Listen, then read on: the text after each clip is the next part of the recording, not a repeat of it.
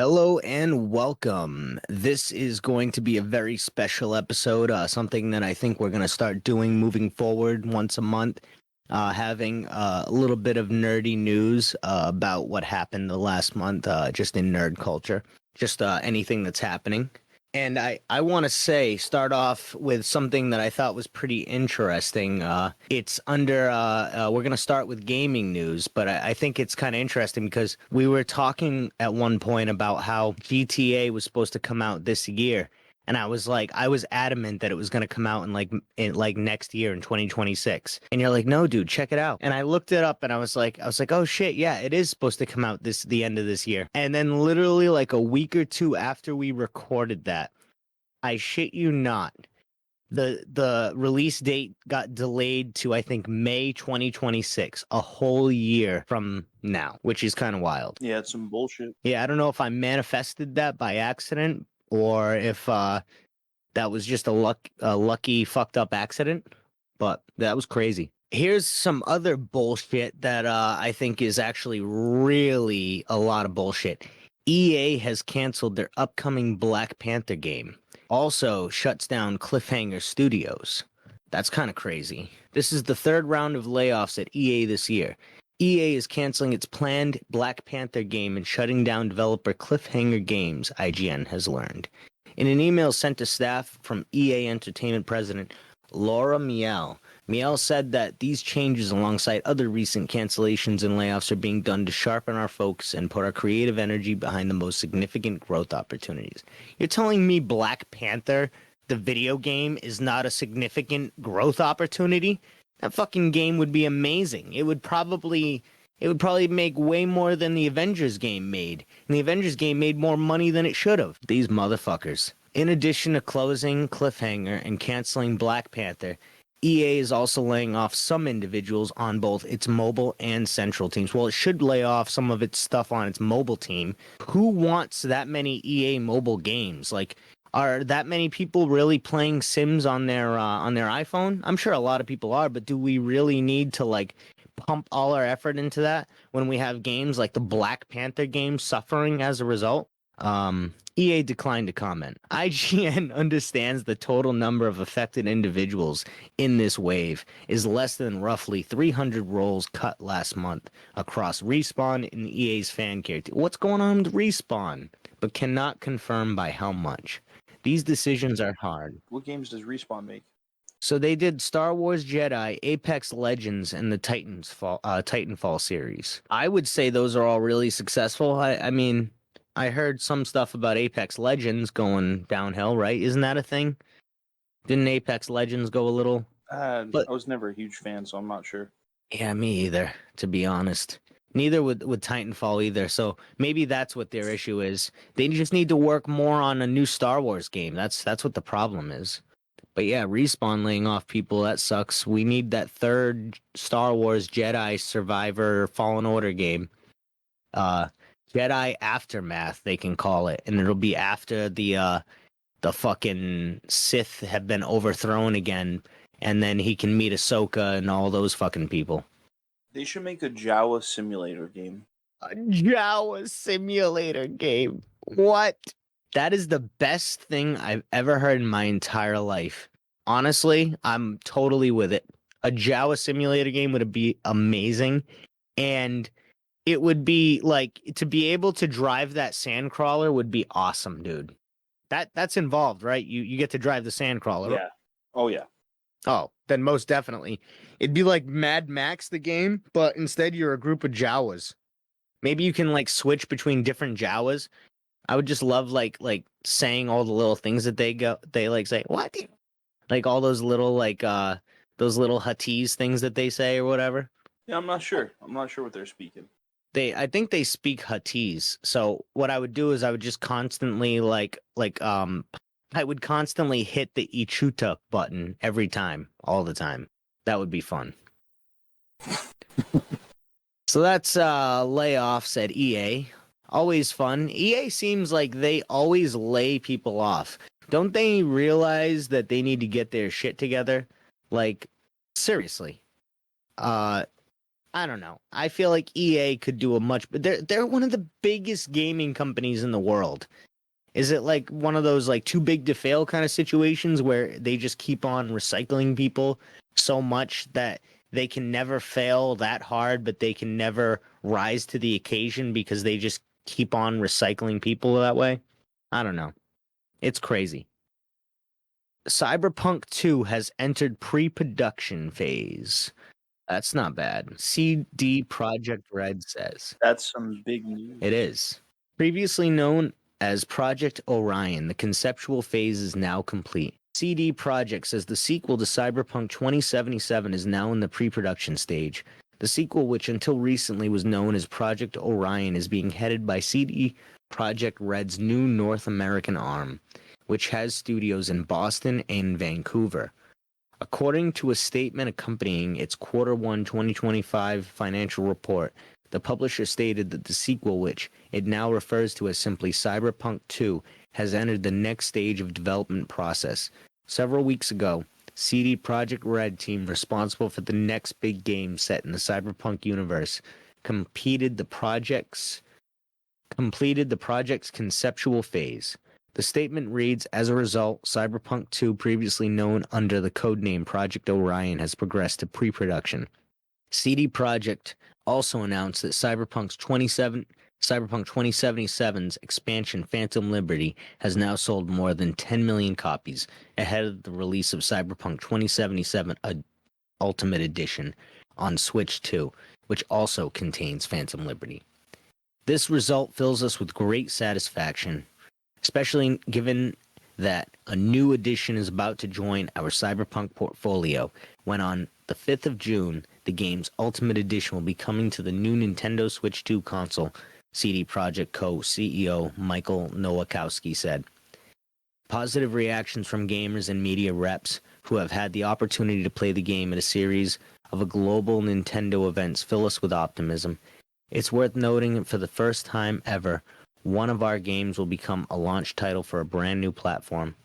Last week, Mike Pondsmith, who created the Cyberpunk IP, said the Cyberpunk 2077 sequel features a new city that feels Chicago gone wrong. Pondsmith revealed that he's not as involved with the second game as he was with 2077, maybe that's a good thing, but said he's keeping track of its progress. The game designer went on to claim that the sequel will feature Night City as well as a second unspecified location. I'm not as involved directly, but I see the scripts, Pondsmith said. Last week I was wandering around talking to different departments, seeing what they had like. This is the new cyberware. What do you think? I spent a lot of time talking to one of the environment guys and he was explaining how the new place, because there's another city that we visit, and I'm not telling you any more than that, but there's another city that we visit. Night City is still there. I remember looking at it and going, I understand the feel that you're going for, and this really does work. It doesn't feel like Blade Runner. It feels more like Chicago gone wrong. And I said, yeah, I can see this working. Also, in its financial results, CD Projekt confirmed that The Witcher 3 Wild Hunt has now sold over 60 million copies since its release 10 years ago. All right. That's cool. All right. Next one. Star Wars Battlefront 2 sets new Steam player record 5 years after ending support. There's a disturbance in the Force. Star Wars Battlefront 2. Everybody hop on. We're all chilling on Battlefront 2. On Steam, or just really any console, but on Steam, has hit a staggering new peak for concurrent users, marking an incredible resurgence 4 years after its last record, all thanks to a campaign launched on social media. The resurgence all started on May 4th on the wave of enthusiasm for Star Wars Day celebrations, when the servers surprisingly repopulated, reaching 5,000 concurrent users. Since then, the numbers have continued to grow, reaching a peak of 18,635 concurrent users yesterday, almost double the roughly 10,000 reported in January 2021. This surge indicates that the social media campaign has not only drawn back previous players, but also attracted new ones. Well, that's awesome. Good for Battlefront 2, and I don't know if... oh, yep. I'll just read this one next. Star Wars Battlefront 2 developers want to get the band back together to make Battlefront 3. This comes hot off the heels of what we just read. EA concluded support of Battlefront 2 in 2020, which was really sad. A former Star Wars Battlefront 2 developer has said he'd like to get the band back together to make a third entry in the franchise. Star Wars Battlefront 2 has recently enjoyed a surge in popularity due to the game's Reddit and TikTok communities encouraging lapsed fans to return to the game. EA released Battlefront 2 in 2017, but eventually ended support for the game in 2020. Now, following its renewed popularity, a former developer on the game has said that he and several other former developers would love to work on a third game in the franchise. Responding to a Reddit comment, developer Matt Helg Holm, who worked on both the base release of the game and Celebration re-release, claimed that many ex-Battlefront developers would like to work on a new game. When asked by a fan which developers have said they'd come back to EA to work on a new game, Holm replied, "Me and having heard around my group of ex-colleagues, we want to get the gang back together." When Battlefront 2 was released in 2017, the game was met with intense backlash due to its microtransactions. Yeah, which were seen as aggressive, and exploitative by many. Most definitely. It was estimated at the time that it would take a player around 40 hours to earn enough free credits to unlock a single hero in the game. These locked heroes included iconic characters such as Darth Vader.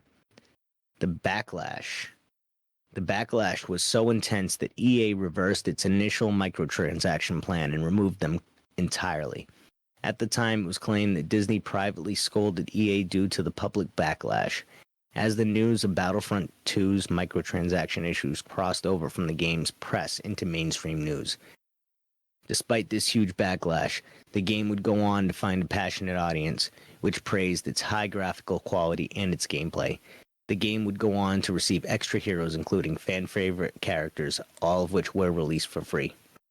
Yeah, but they could have had so many other characters. Let's talk about this for a second, because they did a great job at the end of, the day, you could say. I didn't mean to rhyme that time. They did a good job at the end of the day for the Battlefront 2 game when it finished. It left me wanting so much more. I just wanted I wanted more. What I really wanted, and maybe you want something else from this because you played, I think, more of the game entirely than me. But I used to play Heroes versus Villains all the time. I would have spent money if they dropped packs of like characters along the way that were coming out in, like, say, the TV or movie form. If they say dropped like a Rise of Skywalker or whatever pack, or if they dropped a pack that had like a bunch of Rebels characters, so you could play as like a blind Kanan Jarrus. You know what I mean? That would be amazing. Or like play as like different iterations of Ahsoka. That would be cool. You know what I mean? That all of that would be amazing, and I don't know why they decide. I know why they decided to stop, because people were left disappointed with what they got. But honestly, there was so much that was left on the table that if they pushed, and they really, really pushed, they could have really gotten something amazing out of it. They could have cracked that code. No pun intended. I'm fighting the Fell Omen Moog right now.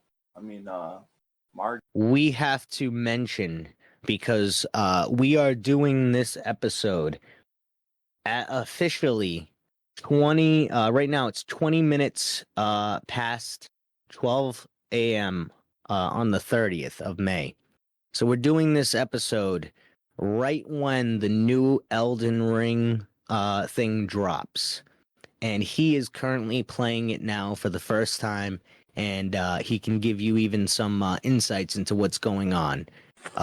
Spoiler alert, if Here's an insight. I just died. that's funny, because that's going to happen a lot of times. But it's letting me... Oh, wait, no. I thought it was letting me get back up, but it didn't.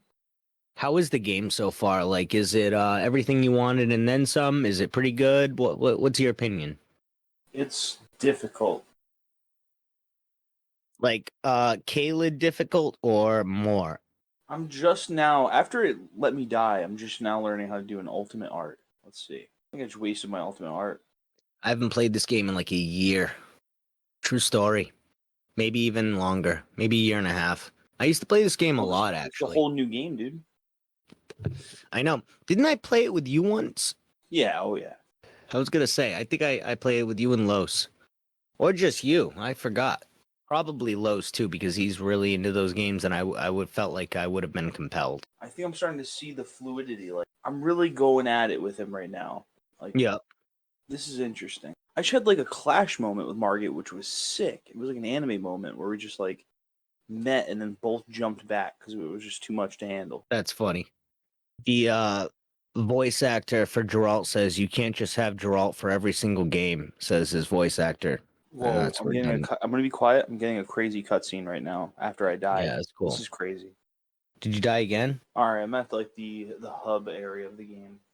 All right, cool. So So what just happened? looking into this game before it came out, I was trying to figure out what the lore is in connection to Elden Ring, and they Hmm. made it sound like it's not really gonna be exactly connected, and that's like a lot of the same. It's like the same world, but kind of different. Maybe like a parallel reality. But the intro kind of gave me the impression that this is kind of a sequel. Like this is a follow up to the events. It's like way later down the line or something. Is it a sequel or is it a prequel? It feels according to the intro, it's a sequel. Not exactly a sequel. You know what I mean? Like it's lore Sometimes though, wise, it's a follow up. if what if it was cyclical though? What if you reach a point where you become, you know what I'm saying? I don't know. I guess just play the game and let me know if I'm wrong or right. Okay. Yeah. Here's a few other headlines. 70% of games with online requirements are doomed, according to Stop Killing Games survey. Bungie runs an hour-long marathon play MA with zero gameplay footage while scrubbing the art for plagiarism, as the game's art director offers a personal apology to the artist whose work was lifted. There's absolutely no excuse for this oversight, Bungie says. PS5 fans furious as Microsoft ships Doom: The Dark Ages with just 85 megabytes on the disc. What does that mean? Does that mean that it's going to be lower quality? I'm not sure. Does that mean that you have to download it? That's a rumor too, so maybe that's wrong. Doom Dark Ages sold less than 1 million copies despite Bethesda's previous bragging about 3 million players. Baldur's Gate 3 developer calls Randy Pitchford's $80 Borderlands 4 comments gross because it implies that FPS is more important than making it day to day. I don't know what he said, but that's crazy. Palworld had to remove game features because of Nintendo lawsuit. That makes sense. Those bastards. Leave Power World alone. Nintendo secures.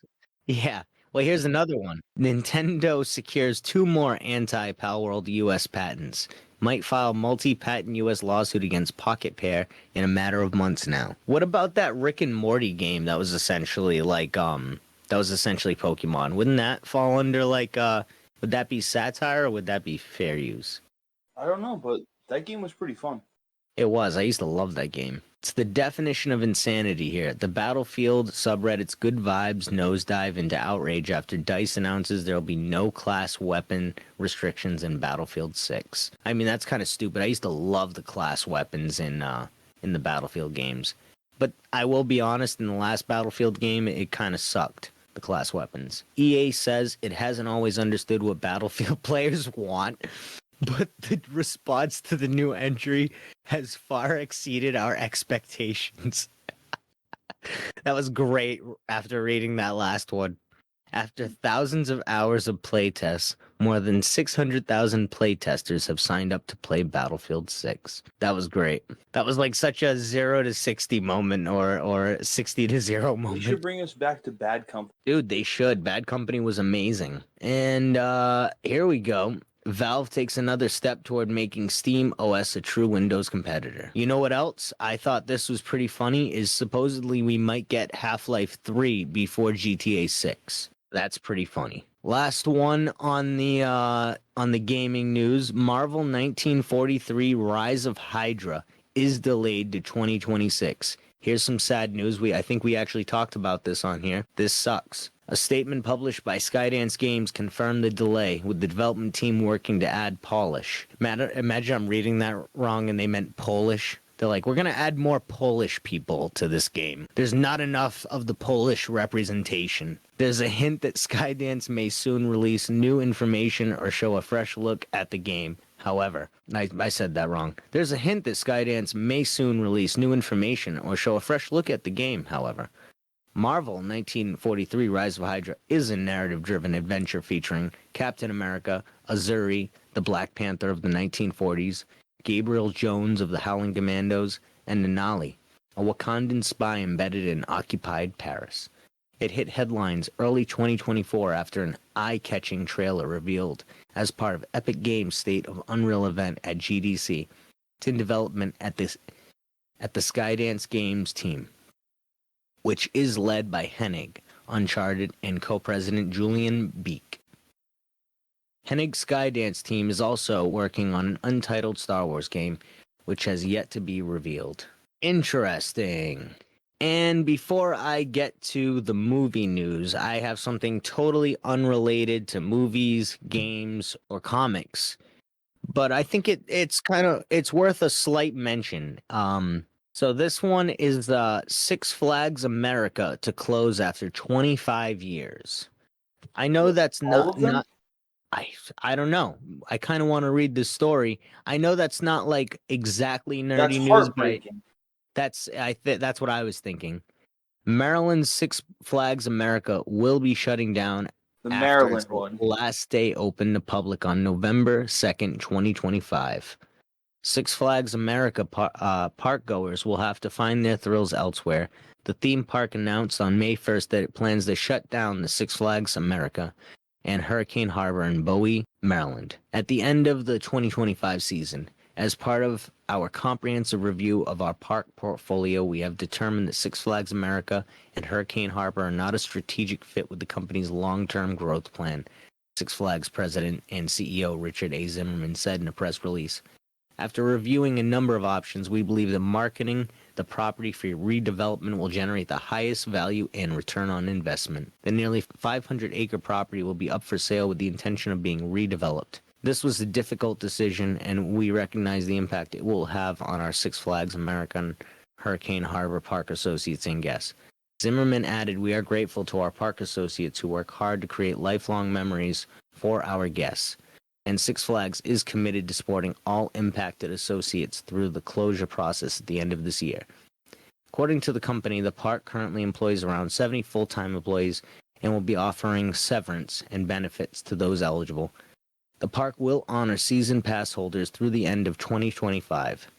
The park's final day open to the public will be November 2nd, 2025.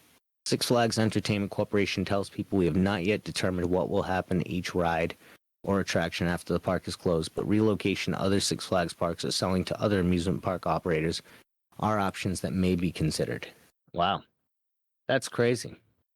Still, though, if they're going to start taking them away, if they really feel like they're not going in a good direction, they might just start taking all of them away. All right. Next up is going to be movie news. I want to just start, too. I've got an idea for a sequel, and I think it's a pretty good idea.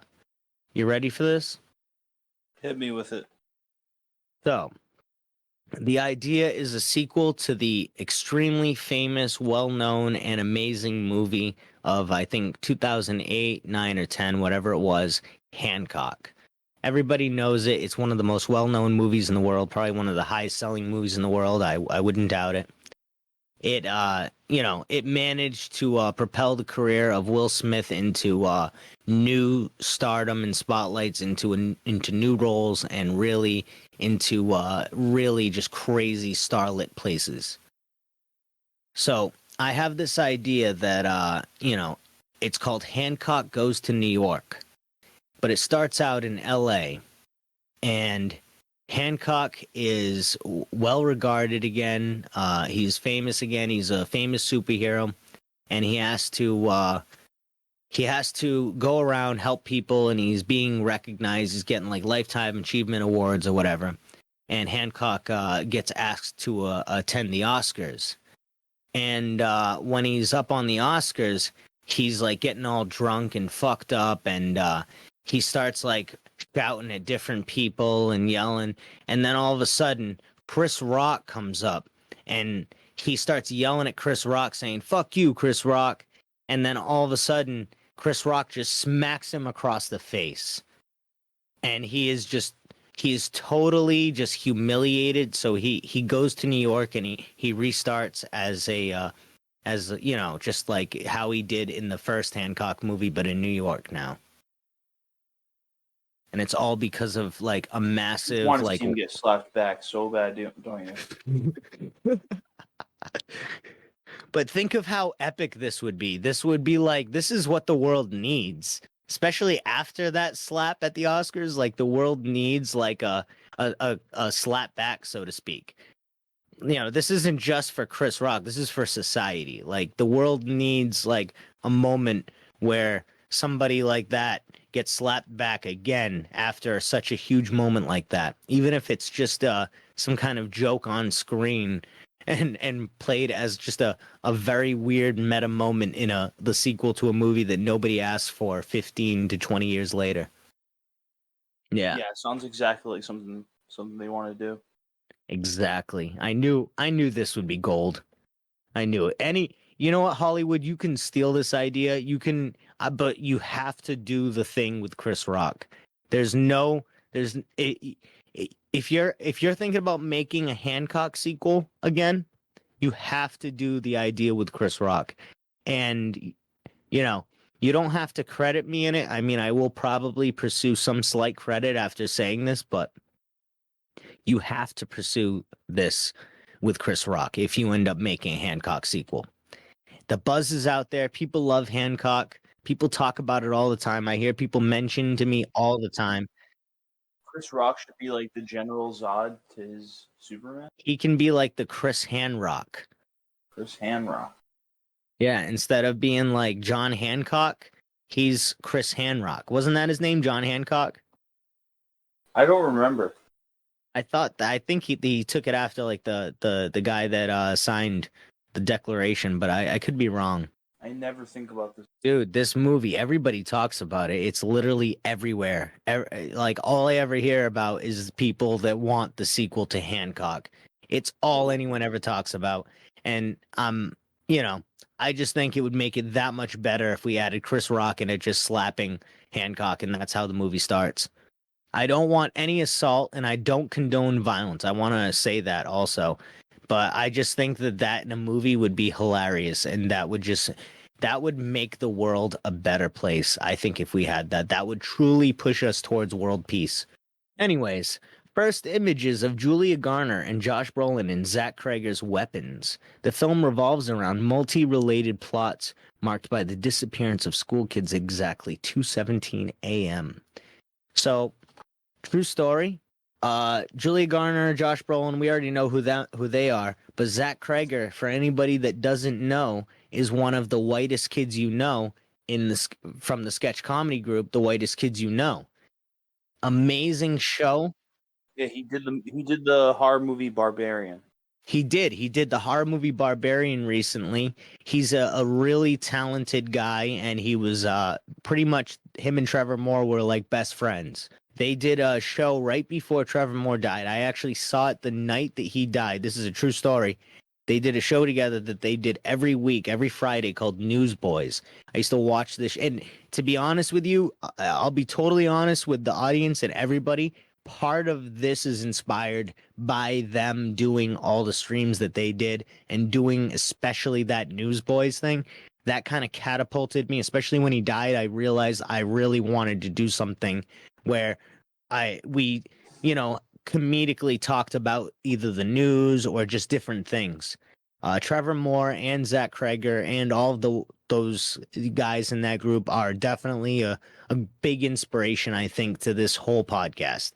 But yeah, honestly, I would say he's an inspiration to you too, especially Trevor Moore. Yeah, he's a cool guy. Yeah, we're big fans of him here.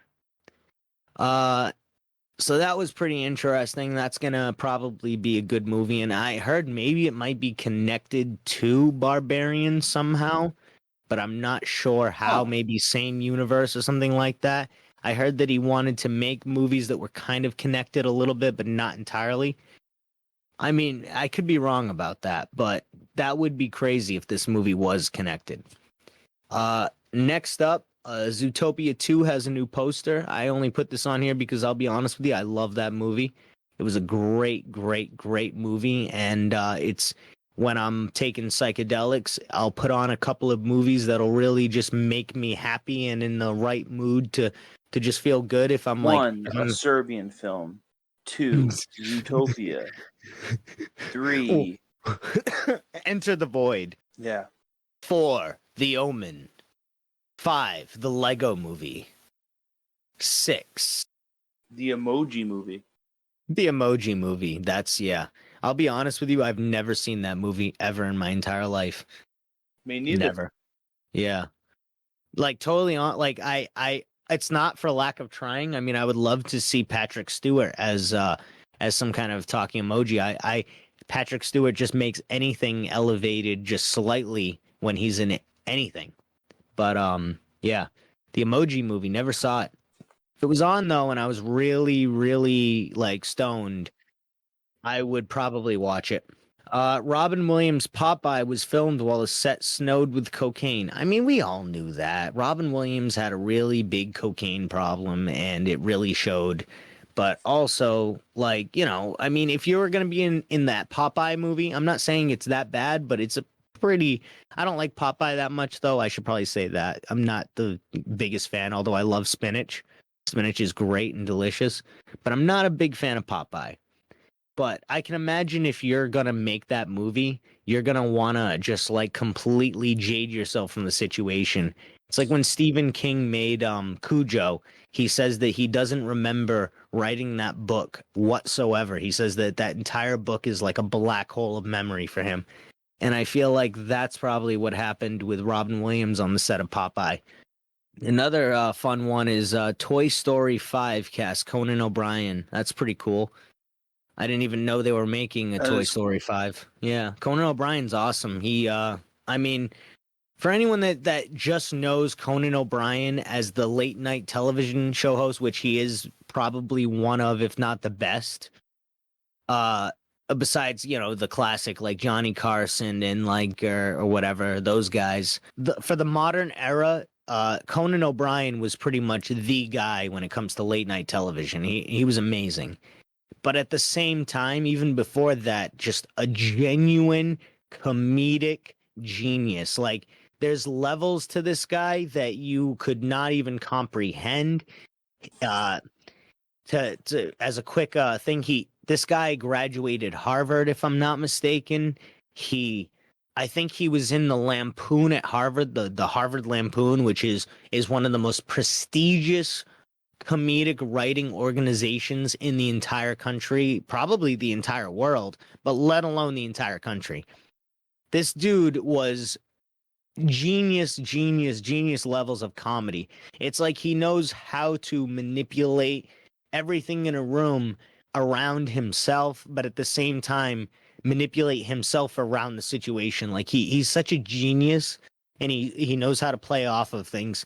And one thing that I really wanted to mention is that he was actually one of the original writers on, I think it was, I forgot which seasons, but it was some of the first 10 seasons of The Simpsons.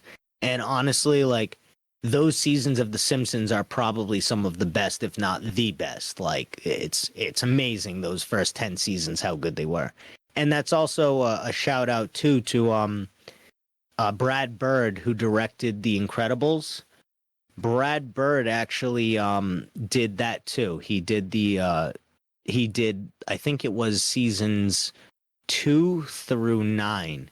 And then I think Conan might have written from like the middle of like season like 4 or 5 or something like that to like season 10. So it's like you have these extremely genius writers. And another guy too, David X. Cohen, I think, was a producer on all those. Dude went on to make Futurama with Matt Groening. Amazing show. In my opinion, I like that better than The Simpsons, Futurama. I mean, I would say The Simpsons has more classic episodes, but Futurama is probably the better show. Anyways, Conan O'Brien's amazing, and he's a very talented guy, and another one of those actors or voice actors that elevates whatever he's in, like Patrick Stewart. Rambo prequel movie in development. Sylvester Stallone's involvement and filming details revealed in report. I mean, do we need a Rambo prequel? Wasn't there already a Rambo prequel? Just not like with a young actor? I have no idea about Rambo. Not my wheelhouse.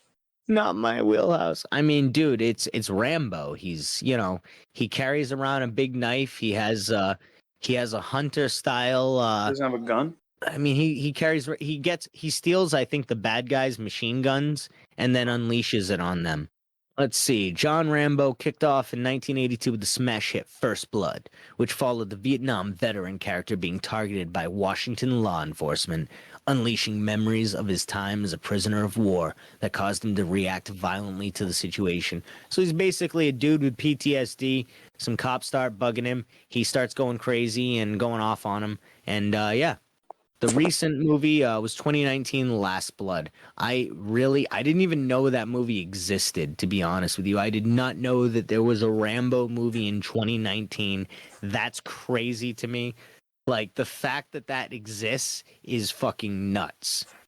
Like, you could have told me that like they were gonna come out with a Rambo movie, and I'd be like, all right, okay, whatever, makes sense. If you told me like yesterday that there was a Rambo movie in 2019 that happened, it was called Last Blood, I'd be like, what the fuck are you talking about?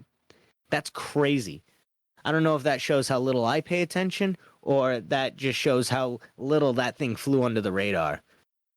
It's just how little that thing mattered, you know? Well, we are experts in Rambo here on this podcast. We know everything there is to know about Rambo, clearly. We just didn't know of that one movie's entire existence. Let's see. John Rambo, that's what the movie's going to be called. Very original. Will be produced just so you don't know who the main character is. In case they don't say it like 100 times over, they're just going to call the movie John Rambo. This is so lazy. It's kind of like when they called the Bourne movies Jason Bourne, like the last one. They're just like, well, we've got no more Bourne books to draw on. So let's just call this movie Jason Bourne. That'll be easy enough. We don't want to make up a name, so let's just use the guy's name and we'll call it a day. That just seems like such. Yeah. They should do a sequel. You know, like try to like pass on the torch, so it doesn't always have to be the same guy. And I think they tried to do that with Jeremy Renner, but they really missed the ball with that one. I like that movie, dude. I actually saw that in the movie theaters and I thought it was really good. Well, hold on. What they should have done is get a younger actor. You know, like he's taking on that role. It's like he's coming up into it, and his name's Jason Borshin. Jason Bourne. Yep. That's the whole premise. The whole premise is his name is Jason Bourne. It's the next code name because the other guy is Jason Bourne. And the other guy's Jason Legacy, so they're gonna be like, all right, we need a Jason Bourne. This means for John Rambo, it has already assembled a promising team. Hellender is a filmmaker whose credentials show that he would most likely be a great choice to helm a prequel to the iconic Sylvester Stallone movies, which we know everything about on this podcast. While this is true of the Finnish filmmaker's feature about rare exports, I've never seen that movie, but I heard it's pretty good. But that just is like such a cult following movie that I just never have brought myself to watch it, which showed that he has a deft hand at breathing new life into genre elements that has a horror movie rather than an action movie. However, he later proved his facility with action in Sisu, which has a similar feel to Rambo sequels as it follows a lone prospector fighting a group of Nazis during the end of World War II. That sounds cool. Maybe this guy will actually breathe new breath or air or whatever the word is into breathe new life. That's what it is into this into this franchise. Otherwise, it's just like, we know because we know everything there is to know about John Rambo and his cohorts. We know that there isn't much left to this franchise where they can really push this that far without going to a prequel era, without making, John Rambo when he's in Vietnam or something. You know what I mean? We know that.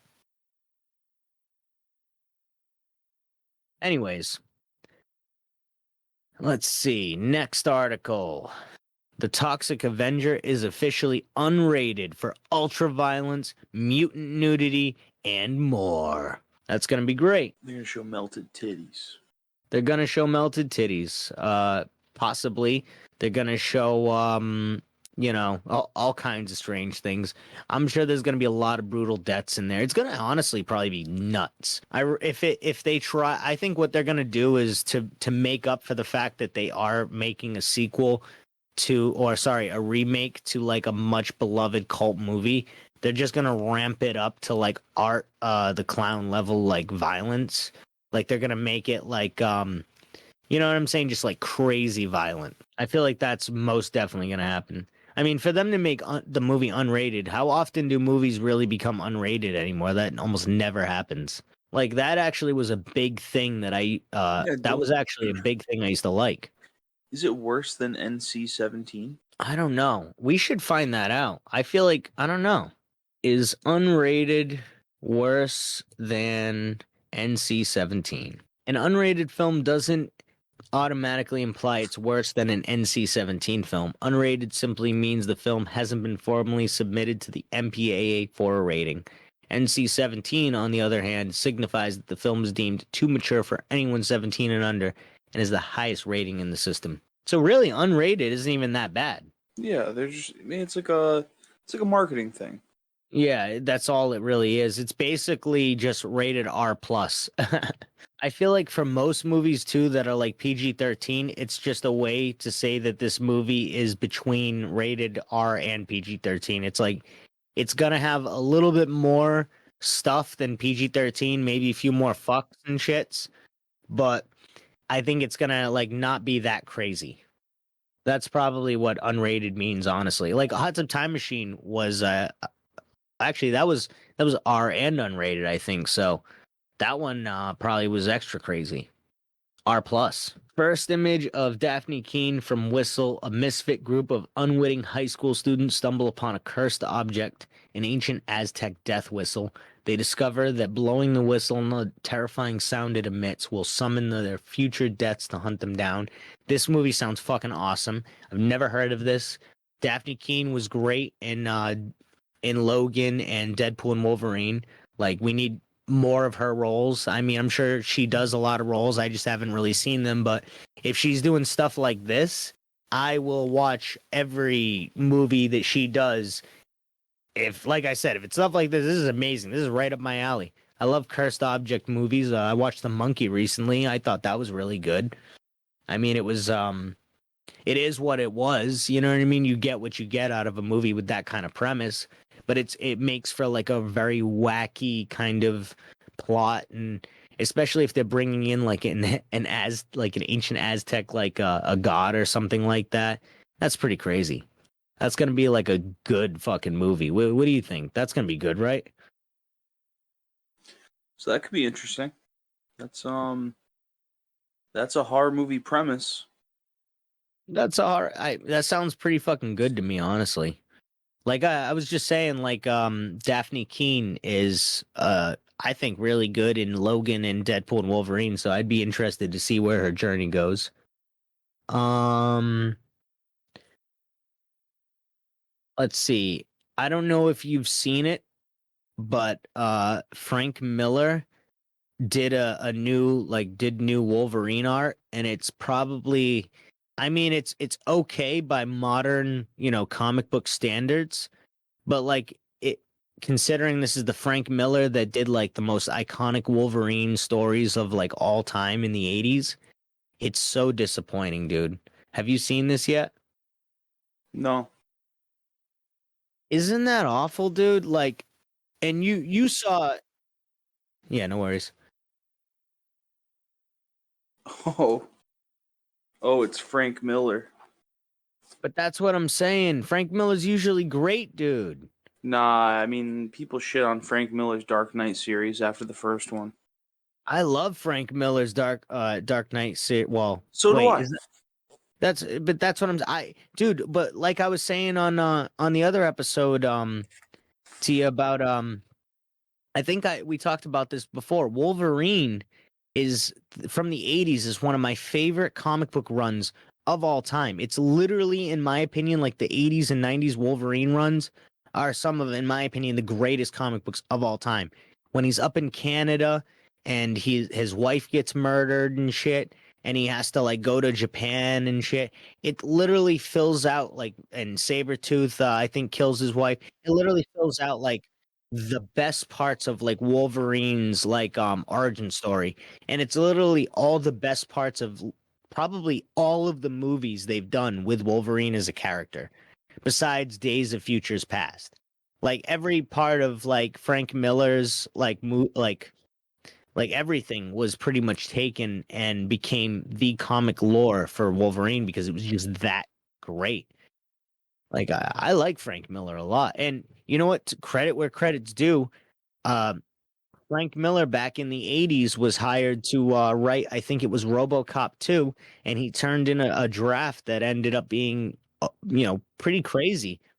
And they didn't use that draft, but what they instead happened is they reworked it into what became RoboCop 2. And he ended up releasing it in script form and then again actually in comic book form. He made like a comic book of his version, which is kind of wild. He's That's an awesome. Isn't that awesome? He's an interesting guy. Like he and he has his pulse on like everything when it comes to like movies and shit. Like I think he's talked with like Kevin Smith. He's talked with all these movie guys. He tried to even break into movie making, and that was like part of the RoboCop thing. Um, Part of it also was they asked him because they knew how prolific of a writer he was. But it's kind of amazing. He ended up he ended up doing this other movie that I like a lot. Oh, he did 300. Frank Miller did the comic book 300, but he worked with Zack Snyder and produced the 300 movie, which I is did pretty. not know that. I'm pretty sure, yeah. I used to have the 300 comic when I was a kid. It was really good. It was really fucking good. Um, they pretty much made the movie exactly like the comic, like it's like shot for shot. But you know how Zack Snyder does his thing, Yeah. which I love Watchmen personally. Like I'll go out on a limb and say Watchmen's one of my favorite movies of all time. Yeah. You can't really complain about a shot for shot like adaptation of a comic book. That's like all we want. Well, exactly. The only thing that people even really complain about Watchmen is the fact that Zack Snyder just strayed away at the end and didn't do the octopus because he thought it was just too ridiculous. Which honestly, I at the time maybe it might have been considered too ridiculous, but if he had pushed that and had gotten that out there, I think that it would have resonated with a lot of nerds and people would have loved it and they would have went. I think you know what the problem is that because he did that, it one it it pushed the nerds away who really wanted that shot for shot remake of The Watchmen, and it pushed away the ones who were like really into Alan Moore, who are just like, no, Alan Moore's against this, so I'm against this too. They weren't even gonna give it like a chance. But what it also did is it's such a weird, out of the norm story is you need those diehard fans. And that's kind of why it didn't do well, like even at the box office, I'm pretty sure. But the movie's phenomenal. I will like go to the ends of the earth and say that that's one of my favorite movies. But yeah. Uh but yeah, Frank Miller though, he's a genius, but he's a very weird guy, and I'm just very disappointed with what he did to this Wolverine. And honestly, the comparison to the Dark Knight series, I think, is a better comparison than anything else. My favorite thing about the Dark Knight series is how everybody knows the Dark Knight series as being the one where Batman beats up Superman, right? Yeah, But I think it's in part 2 or part 3 where Superman has to fight, like the world's about to be destroyed by a legion of Kryptonians who were like they're in like a cult that like formed in Kandor, and they all got resized back up to normal size and started taking over. I think that's the plot, if I remember correctly. that's crazy. Yeah, it's cool. But then like That's the really world, cool. like everybody's freaking out because it's like, how are we gonna deal with this many people who are just like Superman? And then like Superman goes to fight them, and he just starts kicking all of their asses, and That's Batman's fun. just watching, being like, "Yep, he's taking it easy on me every single time. This is like he's actually a genius. He's like a tactical genius. he's better than all of them. Like he's not Oh yeah, just another 100%. Kryptonian.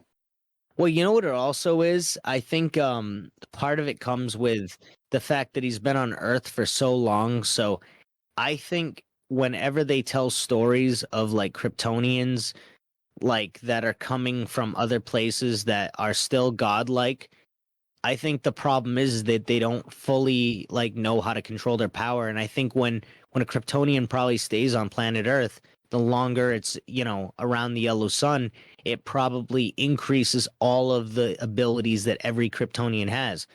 So he's probably constantly getting smarter and smarter day by day, every, you know what I mean? Every minute But even. I also think of it as like he's the son of Jor-El. Oh, he's a genius. Yeah, I didn't even think about that. He's a secret genius.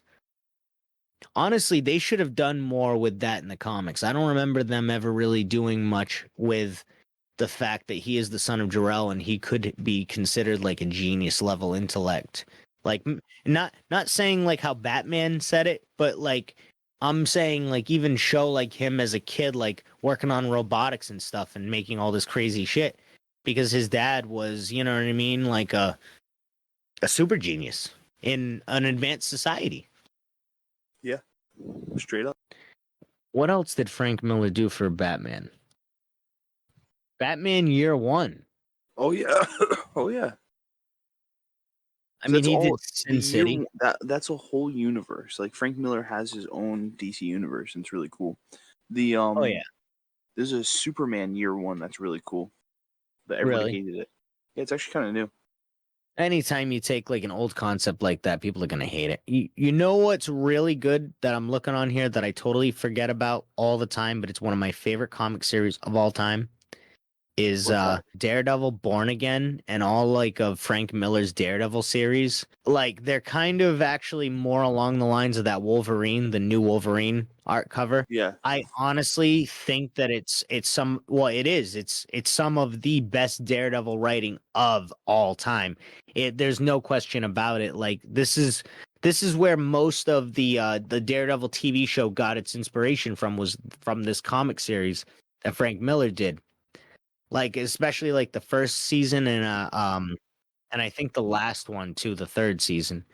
The middle one was mainly the Elektra arc, which was also Frank Miller, but it was also the arc in the comics where Punisher and Daredevil like go head to head, which is amazing. I love that one too.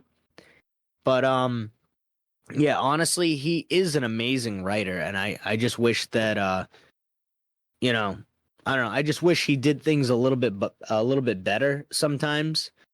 But maybe it's just because he's, you know, he's in his old age, so it's just like even us getting a Frank Miller Wolverine cover, even if it's not the best, it's I guess it's a rare treat. And I guess I've almost completely done a 180 on this whole thing because now I'm just like, oh, poor Frank Miller. He's so good. I'm happy to just get anything from him at this point. yeah. All right, what was the next one? The Dilbert creator is going through some rough shit. Here's a really interesting interview between Jeffrey Dean Morgan and I think Den of Geek, if I'm not mistaken, and it's about Who him, Jeffrey Dean Morgan and who? and Den of Geek. It's a website. Oh, okay. So what he says is that truthfully Zach was going to do more movies, Morgan explained during an interview with Den of Geek. And I think there was a time when Flashpoint Batman would have seen these two characters in a much bigger role. And that was part of the Zach world of all of it. And then I never got a chance to do that, unfortunately. So that's confirmation that he was going to play like that gun-toting Batman badass version from the Flashpoint comics. God, that would have been so sick. That would have been amazing, dude. Like that's everything when I seen Jeffrey Dean Morgan was cast as Thomas Wayne, that was the first thing that came to my mind back in like 2015 or whatever the fuck it was when they announced Batman versus Superman, and then on screen I seen him a year later doing that shit, clutching the pearls or whatever it is. That's crazy that they fucking squandered that opportunity and instead they gave us, and I love Michael Keaton Batman and I'm not talking shit about him, but George Clooney Batman instead, Like that's where we leave off at. We don't get any Jeffrey Dean Morgan Batman at all. Like I said, I'm happy we got Keaton Batman back.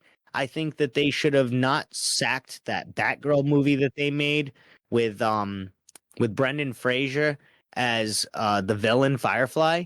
I think that would have been a really cool movie. You know about that movie, obviously. I'm pretty sure, right? I mean, I've only ever heard awful things about it, so I never really. Yes, but the fact that they filmed that entire movie and then they're just going to just ditch it, that's crazy, dude. Yeah. I don't know. I would have liked to have seen a Batgirl movie. I just would have want them to put like some love into it. And just having Michael Keaton as Batman again, I think shows a little bit of love. So this next one is pretty interesting. Nathan Fillion reveals he insisted on the bowl cut for his Green Lantern role in Superman. Dun, dun, dun, dun.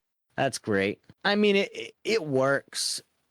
He would have still felt like I'm Guy Gardner even if he didn't have the bowl cut. But Yeah, dude, he that didn't bowl need to cut. do it. No, he didn't need to do it. But honestly, well, I'm pretty sure he's been fan casted as Guy Gardner for years. He's been fan casted as Hal Jordan. That's true. I forgot about that. But he has been fan casted as Guy Gardner though, too. Probably both, yeah. Which is crazy though that we're getting that. This is like a John Krasinski Mr. Fantastic moment. Except we're getting him in multiple things and not just one movie as a joke that they kill off.